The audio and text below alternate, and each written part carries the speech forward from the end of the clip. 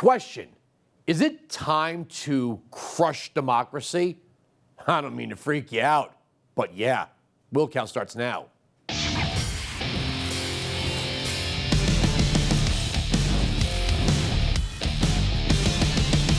Welcome to the program. I'm Andrew Wilkow. I hate democracy. I just say it out loud. Yeah, I did.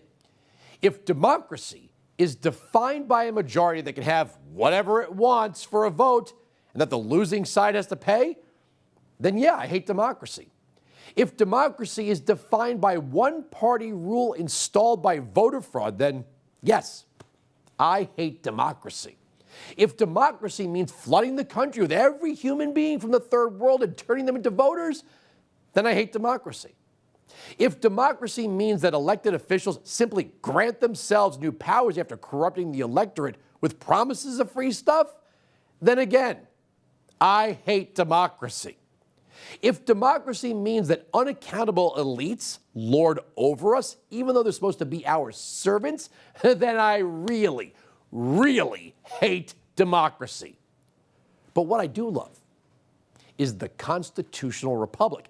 The elites seem to hate that concept.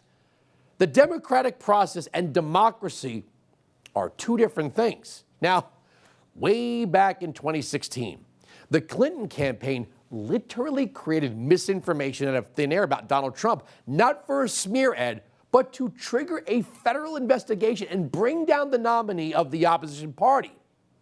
That, of course, became the Trump-Russia hoax. Here's the 2016 loser on democracy. I really feel like our democracy is at stake, and there's many reasons for that. Some of them we saw on the screen with the insurrection, some of them because of the revelations about Facebook that creates a world of disinformation instead of, one that we can agree on what the facts are. I really am worried about what's happening at home and around the world. So I'm never going to get out of, being involved, worried, and hopefully trying to help in some way. Insurrection. Blah, blah, blah, blah, blah. This woman tried to use federal law enforcement to destroy her opponent during the voting process. But democracy. She's been everywhere accusing the man who she herself called an illegitimate president. How close do you think we came to a full constitutional crisis, and how accountable do you think President Trump should be for that? I think we not only came close to a full constitutional crisis, I think we're still in it. Yeah. And that gives me absolutely no satisfaction in saying this, because I think we're at a very dangerous, continuing, high-level attack on the legitimacy of our government and the election of our president. And obviously, our former president is not only behind it, he incited it, he encouraged it, and he continues to do so. Attacks? She was the one behind the attack on Trump. Now, if you turn on any left-wing cable news program or make the mistake of reading any left-wing news sites, you will see, hear, and read hyperventilating Democrats screaming that our democracy is at risk. Every day, it seems, we're learning how fragile our democracy is. Just this past week, the Senate Judiciary Committee released a report about just how close we came to losing that democracy in the weeks after the election. The report provides new details on a January 3rd White House meeting where top Justice Department officials had to threaten to resign en masse to stop President Trump from taking further steps to overturn the election. We also learned that last week, Mr. Trump told his former aides to not comply with subpoenas from Congress regarding the January 6th riot at the Capitol. And a Facebook whistleblower told Congress this week how the company returned to relax security measures right after the election, but before January 6th, even as Mr. Trump was lying about vote fraud. All because they wanted to keep up engagement and profits. So ask yourself this: is it alarmist to suggest that our democracy is at risk? Or are we really staring at the abyss? What he doesn't understand or is mocking is that we are trying to undo so much of what generations of political elites have done to our republic with the help of leftist media. Well, there's also something I want to talk to you about that every single American needs to hear, okay? And I want you to listen right now because this is really important. There's a clear and present danger to our democracy tonight, right now. We are in very real danger of losing our democracy. We are learning tonight just how close we came to that and how close we are right now. The former guy attempted a coup. He tried to strong-arm the Justice Department into helping him, and he is still at it today, trying to sow doubt about the election that he lost. I know that Joe Biden told Mr. Lemon that he was the most informed journalist in America. Take that, Rachel Maddow. But let's see if Mr. Lemon can find the word democracy in the Constitution. I'll make it easy. The word democracy does not appear in the Constitution, yet the left, along with some misguided Republicans, repeat it over and over. True, the Constitution does create a system of voting. The democratic process allows us to choose our leaders, but the Constitution defines and limits their powers, and they have no more until we amend the Constitution. Simply winning an election does not mean we just bow down to the elites. The Constitution is quite clear about the election process. The dominion for creating congressional districts and making the laws for running elections mostly falls to the states, save for where the Constitution has been amended to ban, let's say, any law that would specifically bar someone from voting based on race or gender and the like. And that's a good thing. But according to the new hard left, that part about state autonomy, that's a bad thing. My responsibility is to do what I can to ensure that no matter who you are and no matter who you choose, that you have the freedom to vote in the United States. And that is why we have to keep laser focused on the assault on our democracy, an assault that not only happened on January 6th, but has happened again and again since that time in state houses that have restricted access to the right to vote and constricted not only that, but the ability of election workers to do their jobs. None of that happened. But January 6th is happening again and again. When is it Democrat BLM Antifa riots day? Because for almost a year, that felt like it was every day. But according to the left, democracy trumps the Constitution because it's the most righteous thing. Then there are, this is a new crop of people, the anti-MAGA former Republican turned leftist media darlings. Here's a couple for you. Campaign strategist Steve Schmidt and George W. Bush comms director Nicole Wallace. This sort of gasp of life that former President Bush seems to be trying to give Liz Cheney, even if it fails, does seem to be a tacit acknowledgement that the rest of the party is, at best, off track, at worst, a threat. Well, let me just say, I think it's a big mistake to frame this race as a contest between a George W. Bush faction and a Donald Trump faction. That debate is over. Lock, stock, and barrel, Donald Trump controls the Republican Party, and that Republican Party, and all of the evidence is in on this, is a party that is no longer faithful to American democracy, number one. It is an autocratic party, number two. It is a coalition that includes extremist elements, among them white supremacists, militia movements, and other extremist groups. All right, all the scary groups are in there. But yes, right, trying to undo generations of big, bloated, elite government-run nonsense is autocratic. And this generation of conservatives aren't interested in American democracy. Okay, well, that part might be true, like I said at the top, in the context of how the left and the elites want to practice democracy. But isn't he a funny little man? Isn't he funny, right? Autocratic. We've watched as Democratic mayors, governors, even President Biden just invent powers for themselves. Did we hear the MSGOP whine about that? No. No, we didn't. Government can't just grant itself, that would be autocratic, can't just grant itself powers. Biden's executive orders, take the vaccine or else, we didn't vote to give him those powers. We didn't vote to give anyone those powers. How undemocratic, right? Well, I got one more for you. Fiona Hill, remember her? She was the darling, the star of the first Trump impeachment, you know, the one with the British accent, you know. She was there at the first one, not the second one, but the media fell in love with her, and now she's pushing a book. Headline Politico: if he makes a successful return in 2024, democracy's done. Caitlin Fawcett asks, what do you make of Trump's recent comments about the January 6th rioters? He said in a statement in September they were being unfairly persecuted by the Biden administration.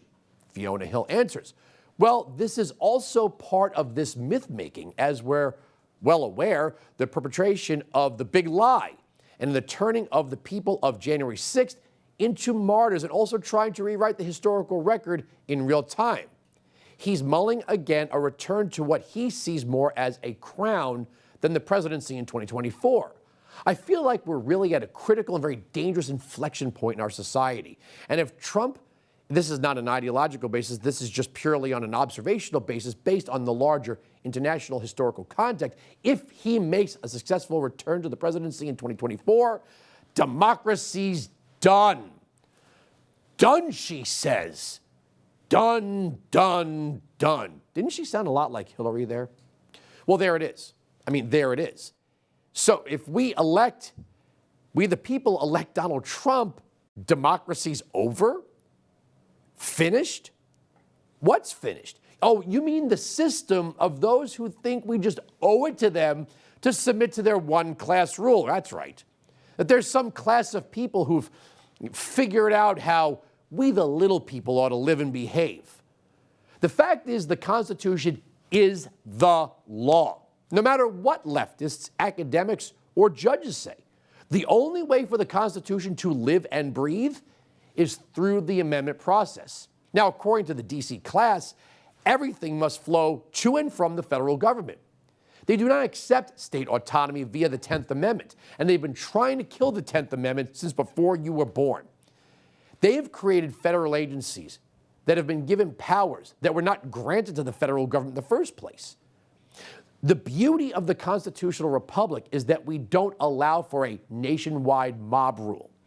Our nation was created to have a common purpose, but also different outcomes, meaning the federal government really exists to protect the freedom and sovereignty of the states.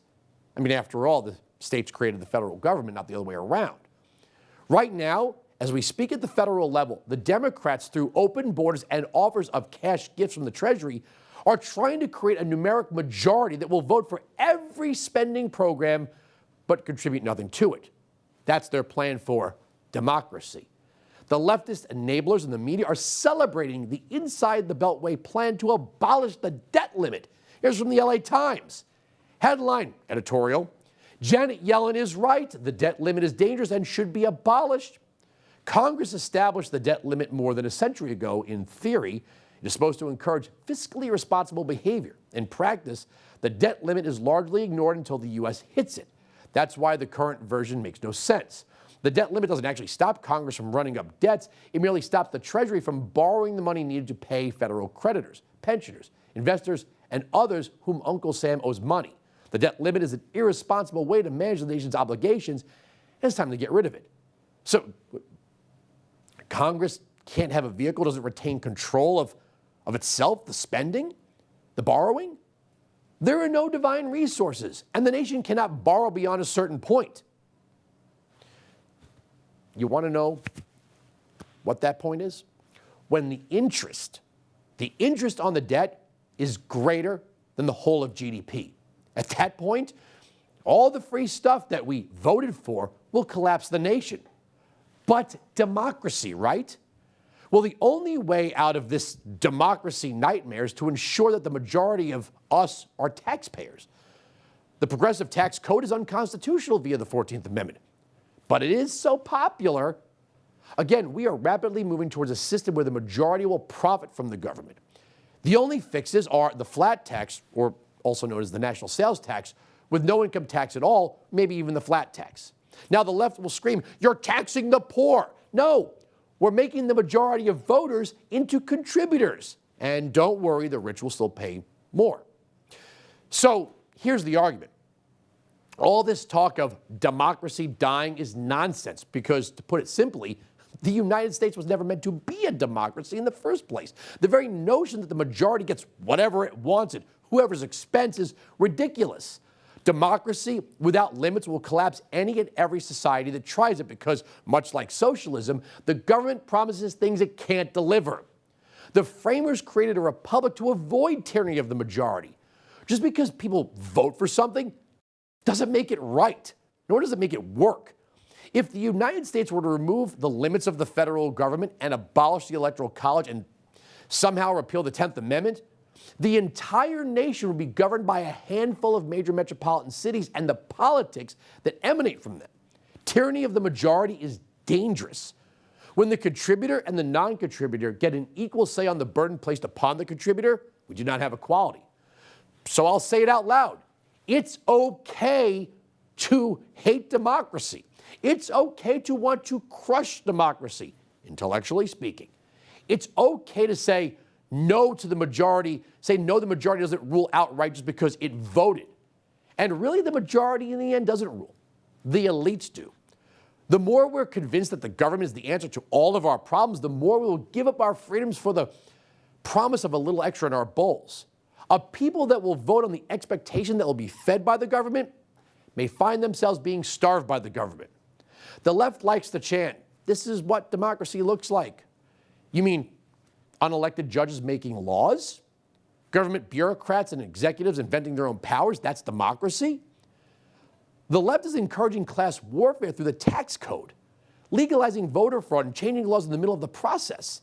If that's what democracy looks like, you know what? I'll take the republic every time. All right, this is going to be good stuff. I am happy to welcome back to the program my good friend and colleague and host of the Larry Elder radio show, Larry Elder. How you doing, sir? Holding up, licking my wounds. Okay, before we get into how absolutely insane your state is going after this recall, I haven't spoke to you in a while. I watched the video over and over again of a white female protester in a monkey mask assaulting you. Right. And I thought, forget the politics. I mean, do we have a standard for this? Shouldn't other people have condemned that? They didn't have to support your platform or your candidacy, right, but couldn't they have just said that's wrong? Well, I agree with you, and my opponent could have said that's wrong when, for example, he passed mask mandates for people outdoors. His own kids were at summer camp not wearing face masks, and the kids were trashed on social media. And I put out a tweet, and I said, let's leave the kids alone. Let's talk about his own hypocrisy. So I kept waiting, Andrew, for him to say something about this woman, as you pointed out, white woman wearing a gorilla mask, throwing an egg at me. He said nothing. By the way, much of mainstream media ignored it. And let me tell you how the LA Times handled it. There was a piece about it. Headline said something to the effect of, Elder involved in altercation in Venice. And there was a picture of me hugging a supporter, but they froze the picture, so it appeared as if I was slapping the supporter. So if you just read the headline and saw the picture, and that's what most people do, the altercation appeared to be me attacking a person, a female. The woman in the picture contacted the LA Times, complained, and they removed the picture but did not change the headline. So you still have no idea that I was the subject of somebody attacking me. And by the way, Andrew, people keep saying it was a white woman wearing a gorilla mask, a white woman wearing a gorilla mask, and at the risk of sounding sexist, I said, how do we know it was a mask? Maybe she was just having a bad hair day, and I was accused of being sexist. Yeah, for daring to maybe have to minorly insult the person who assaulted you. Right. The monologue for this program was about the need to crush democracy. And when I say that, I don't mean end the democratic process. I mean the iron-fisted grip of a handful of major metropolitan cities. And I've promoted for a long time that maybe the states need electoral colleges, county-based electoral colleges. Is California just lost at this point in the iron grip of Los Angeles and San Francisco, that the whole state, which could be a country unto itself, is never going to get out from under the leftism of San Francisco and LA? I think you're right. And by the way, if we did have county electoral colleges, there are 58 counties here in California, and I carry the majority of them.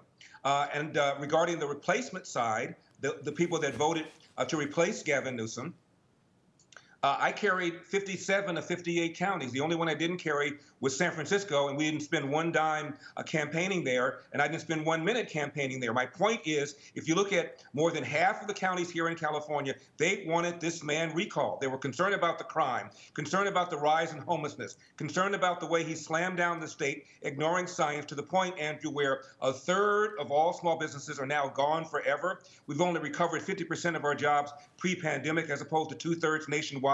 People are leaving California for the very first time. Bad forest management. We're having rolling brownouts because of the poor investment in our energy grid. And we're running out of water. For all of these reasons, 2.2 people signed a petition. 1.6 were necessary in order to have this guy recalled. And for a while, the polls showed that the anti and the pro side were about 50-50. Then came the heavy lumber. They outspent me 10-1, $200 million to $20 million. Obama cut a commercial for him. Senator Warren did. Bernie Sanders did. Joe Biden flew out here and campaigned to save Gavin Newsom's job. It took all of that to defeat me. That's how scared they were. This is why I swear I don't understand California. I mean, I live in New Jersey. My governor, Phil Murphy, actually said the other day he wants to turn New Jersey into the California of the East Coast. And, you know, look, I don't know if he's going to get reelected, but the way things are going in California right now, between the inflation and the gas prices, we can look at any one of your ports and harbors, and there are cargo ships backed up for miles almost. Right. What's going on in California with, like you said, the job loss? People are exiting the state. They're heading to Texas. They're taking their businesses and their resources. Like you said about just the state's management of the forests. Now you have the governor just signed a bill into law that will require every student to take some kind of ethnic studies program. Right. They're banning small gas-powered engines, so if the power goes out, you can't even have a generator. And then on top of that, I can't believe I'm going to discuss this with you. They banned what is known as stealthing, which is, I guess, during intercourse, the man removing the condom, he could be with a woman or another man, and not getting informed consent from the partner. But your state also decriminalized knowingly spreading AIDS. How do you do that? Is the question like whether or not you're spreading a deadly sexually transmitted diseases, or the insult of not asking somebody permission? I'm sorry, I cannot keep up with your state anymore. I'm sorry. Andrew, where do you start? This ethnic studies stuff. 75% of black boys cannot read at state levels of proficiency. Excuse me. And those levels are low. The math scores are even worse. Half of all third graders in California cannot read at state levels of proficiency. Again, math scores even worse.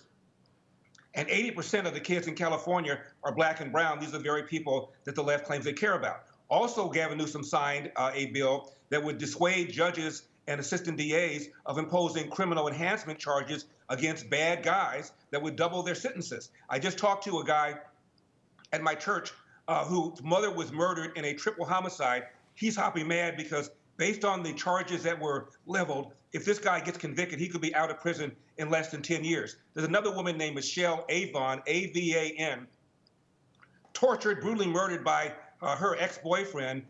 He also will be eligible to be released from prison in less than 10 years, assuming he gets convicted, because the DA in L.A., who's been backed by Gavin Newsom, refuses to impose enhanced criminal charges against this man. This is what's going on here in California. And Andrew, the black and brown people are disproportionately hurt by all these policies, whether it's the rise in the cost of living. The average price of a home in California just hit $800,000.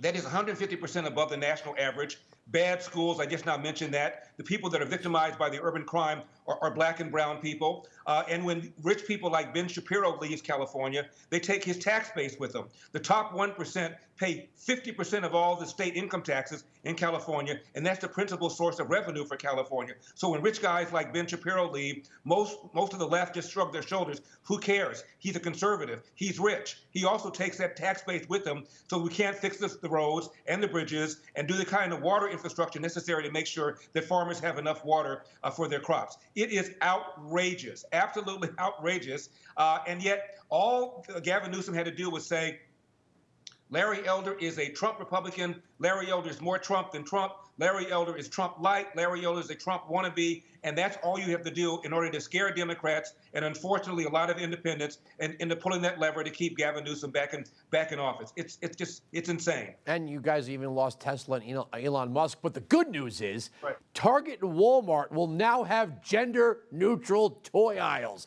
They've solved the biggest problem facing the people of California. Not the price increases, not the inflation, not the gas prices, not the home prices like you just said, food shortages that are on the way. But you're going to have to stock up on your Christmas gifts now because they won't be there by Christmas, but you'll get them in the gender-neutral toy aisle.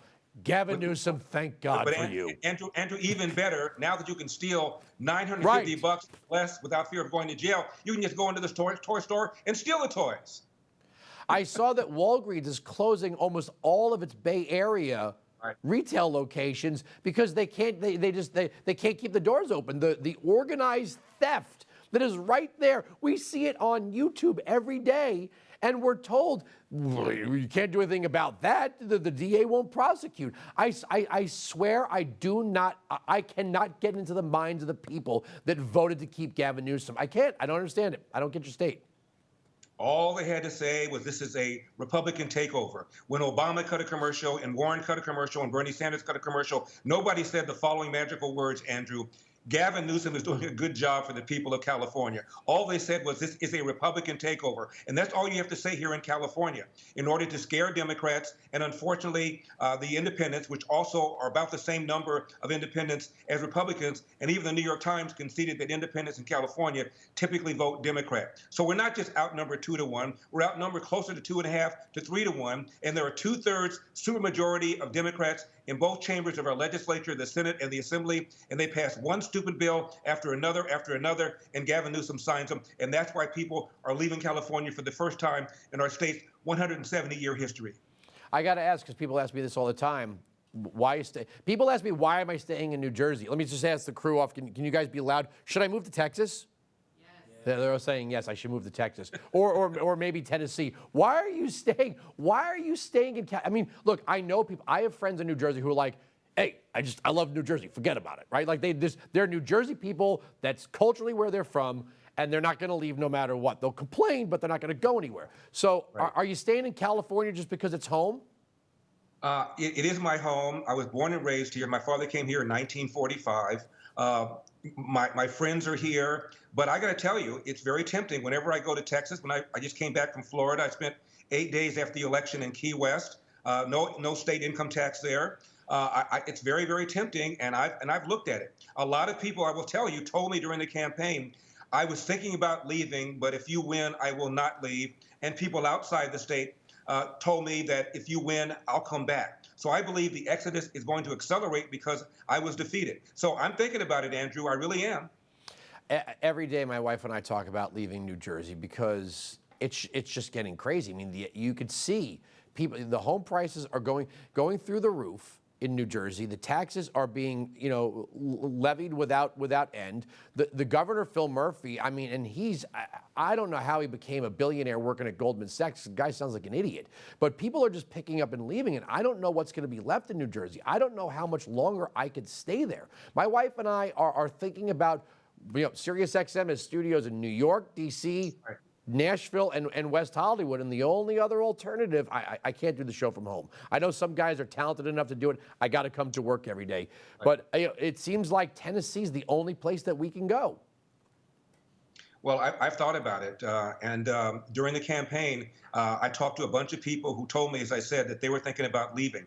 You named the stupid policy. I did some workers' compensation law when I lived in Ohio. I'm from here, but I lived in Ohio for about 17 years. The burden of proof is on the claimant to prove his claim. Not here in California. There was a man who told me that somebody who worked for him claims that he was owed $45,000 in unpaid wages, found out he wasn't even in the state. He litigated it, spent way more than the $45,000 he could have paid the employee, but he did it on principle, ended up spending way more than that. This is the kind of nonsense that business people in California put up with. And I can give you example after example after example. You add it all up, and that's why people are leaving. More businesses have left California this year than have left all of last year, and the rate at which businesses are leaving California is twice the rate at which they've left them in the last 2 or 3 years. All right, so I got to wrap here. You know how this works. Yes or no? You're running for any other offices? I'm thinking about it. That's one of the reasons I'm still staying here. I'm not sure a rematch makes a whole lot of sense, but I do want to form a pact so I can help House members and Senate members take back the House and take back the Senate, and then we'll see from there. All right, Larry Elder, we love you. Thanks for joining us. My pleasure. We got a state to save.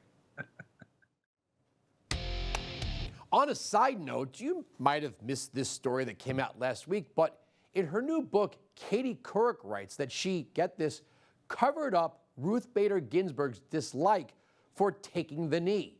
Anchor says she edited 2016 interview to protect the justice after she said people who are kneeling are showing contempt for the government that made a decent life possible. Wait a second, is that what a journalist is supposed to do? I mean, Katie Couric was a journalist. Yes, she was the first woman to ever solo anchor a nightly newscast. Katie Couric was not an opinion host. She was seen as one of the most credible, down-the-line, serious journalists. We're told we should always trust the media, and that conservatives, like myself here on BlazeTV, are promoting misinformation. She literally edited out Ruth Bader Ginsburg's statement on taking a knee, Colin Kaepernick.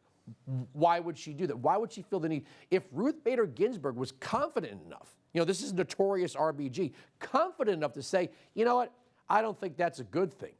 Why would Katie Couric edit that out of the interview unless Katie Couric was deciding what the truth was? All right, we've been talking a lot about Merrick Garland and the FBI all of a sudden becoming interested in local school board meetings that have brought out the passion of some parents. What I want to do is bring in a teacher, somebody who's out there blowing the whistle on what is being taught in so many government-run education classrooms. Ramona Bessinger was on my radio program, and she had some stories that blew me away. And I want to kind of go in reverse on some of the topics you've been talking about, Ramona. Thank you so much for joining us on the program.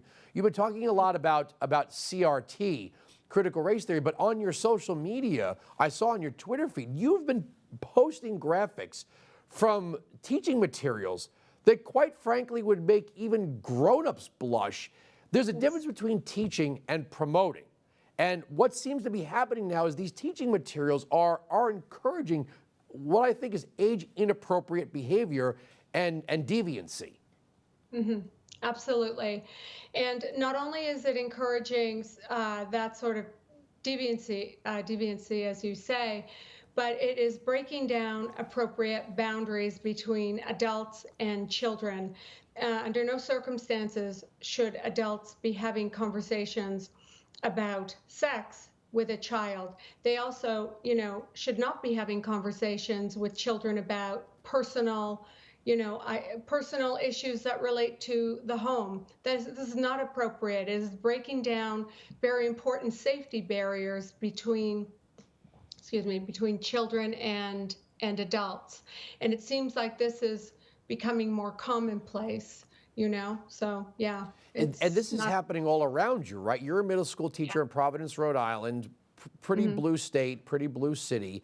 This is happening all around you, and it seems like now that your job and your career are being threatened. Absolutely. Yes, my job, my career, my safety, truly at this point, because this is what this mob mentality knows best. They know how to attack. You can't engage in any sort of reasonable discourse or discussion or argumentation.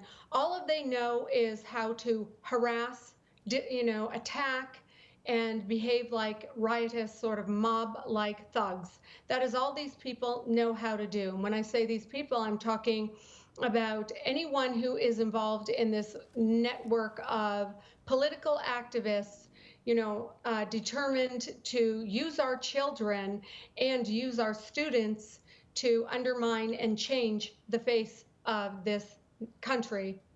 When we talk about this mob, though, I don't think most parents saw this coming, right? If you've got if you are a suburban parent, and most zip codes and jurisdictions, you think, you know what, if I chose the right neighborhood, I hear the schools are going to be good. I don't really have to, babysit the local school board. But some of the things that I've seen that you've put on social media are quite frankly sick to be teaching little kids. And then the critical race theory stuff, if we're being honest with ourselves, it's just critical class theory. It's just Marxism in a cheap suit. That's all that it really is. No one's against teaching real history. Nobody's out there denying there was slavery or segregation or racism or Jim Crow. But these people are acting like if we don't put this critical race theory thing in, people are going to walk around going, what Civil War? We are teaching these things. But a lot of parents are just hearing this stuff for the first time. Right, and they're counting on a lot of parents not probing, not asking questions, not advocating, because a lot of parents are busy. And when you ask a question about curriculum or books or specific things happening in the school, you quite often get told a whole host of lies, or they'll forward you 500 pages of a link to various curriculum materials. You really, a lot of parents do not know how to ask the appropriate questions, and understandably so, because curriculum is a very large subject. So they bank on that. They know that parents are not in the know, but there are a lot of us now asking very pointed questions about books being taught in the classroom, and we are, horrified to see some of the materials. For example, my son's American literature class. There's very little American literature. Yes, there is American literature published and written and printed here and reviewed by the New York Times. Sure, it's American literature, but then so is Hustler magazine, and we don't teach that. But it is not part of any American literary tradition that I'm familiar with. All the books he's reading are race-based and or filled with pornographic passages that are not appropriate for children.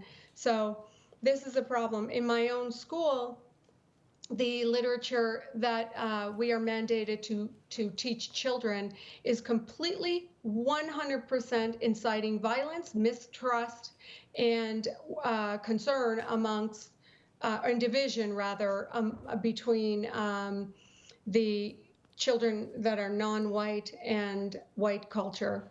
Look, I hate to be so frank about it, but that's what's happening. I don't have a problem with controversial literature at an age-appropriate level being taught as perhaps a cautionary tale, right? You're supposed, you have to. This is part of exposing a student to critical thinking, to thinking for themselves. To see, you look at the demise of a civilization. Well, why did it happen? How did they get there? You can't just say, the Weimar Republic collapsed. You have to teach certain things.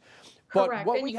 what we have happening now with critical race theory and some of this more perverted stuff. And look, to be fair, I was not a very big fan of Jeb Bush promoting Common Core when it was revealed that he was an investor in one of these teaching material companies. We have that happening right now, and you spoke about this on my radio show, and I see others are now starting to connect this Panorama company to the Attorney General. So you have the son-in-law of this educational materials company, that's the company promoting this stuff in places like Loudoun County and all across the country.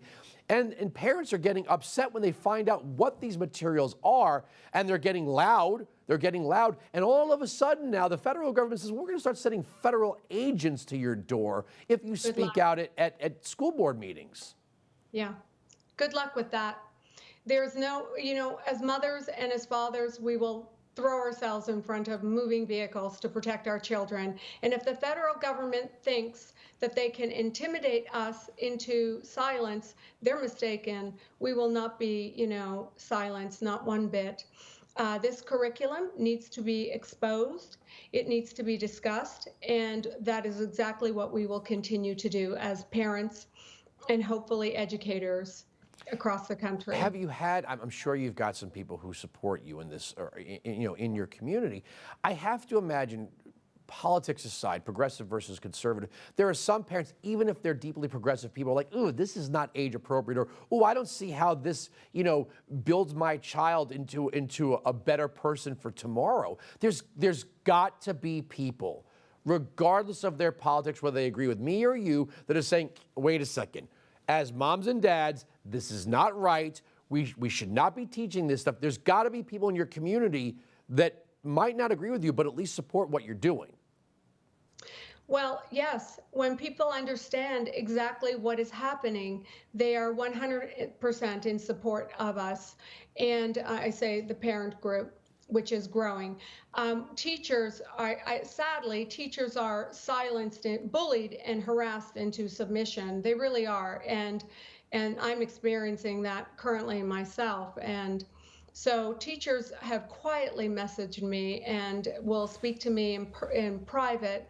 But parents are much more vocal, you know, because they have much more, I guess, freedom to do so. When you work for a company, work for a school, and you are bound by contract and bound by all kinds of worry and fear of losing your job, the incentive to speak out is going to be a little less enticing. But there are a lot of people who are disgusted and shut their classroom doors and try to teach the truth and teach as best they can, you know, under the circumstances. But, you know, I just want to say, you mentioned the company Panorama. And follow the money. I will tell you, it goes right up to the federal government. And we have made very meaningful and real connections between the curriculum that we have in the classroom and the massive amounts of money that are being made by certain companies. And oddly enough, or not oddly enough, seems to be that the Bill Gates Education Foundation is at the core of providing these 5 curriculum platforms, which are all the same. They have different names, but they are identical. No surprise there. And also Mark Zuckerberg's Summit platform, which I have used at my school, was also implemented. And of course, there are a couple of other key players, key companies. But you know, you follow this sort of trail of curriculum materials right up through to this sort of network of folks who are companies that are supplying the curriculum materials. All seems to lead to, you know, one source. Well, Ramona, I admire your bravery. I hope your career does not suffer. And I want everyone watching this to look up this Panorama Educational Services Company and its connection to the Attorney General. Ramona, thank you so much for joining us. Thank you very much for having me. All right, time now for parting shots. And today's parting shot is at a fan favorite, CNN's own Brian Stelter. Now, you caught our part about Katie Couric and Truth in Media. Here he is in a recent monologue, earnestly speaking about the public's low trust in the mainstream media. Yeah, and why that might be. But then, he says this. Why aren't there massive American newsrooms dedicated to journalism from a conservative point of view, a reality-based conservative point of view? Why isn't there a New York Times of the right? Why doesn't it exist? Is it because the audience doesn't want that?